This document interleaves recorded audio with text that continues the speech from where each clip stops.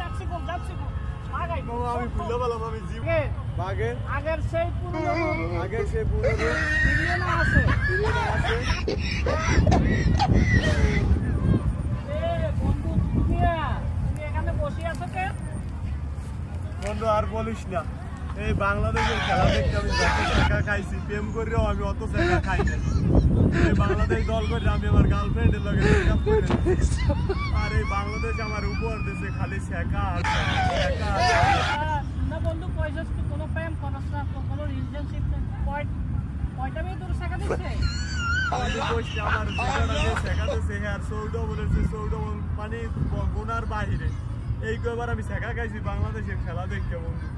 মামা শেখা থেকে বাংলাদেশের দলের খেলা দেখি হারার কষ্ট অনেক বেশি। আরে বাবা বলিস না রে, এই জার্সিটা কইতে জার্সিটা অনেক শখ করে কিনছিলাম বাবা, কিন্তু এই জার্সির মান আর রাখলো না ওরা।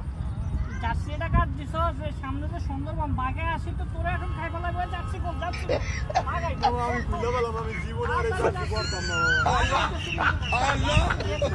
জার্সি পরতাম না। শপথ করো বাঘাইতেছে, শপথ করো, বাঘ কিন্তু আইতেছে। আমি শপথ করে দিচ্ছি যে আমি শপথ করে দিচ্ছি যে আমি আর কখনো বাংলাদেশে খেলা দেখবো না। God have mercy upon us.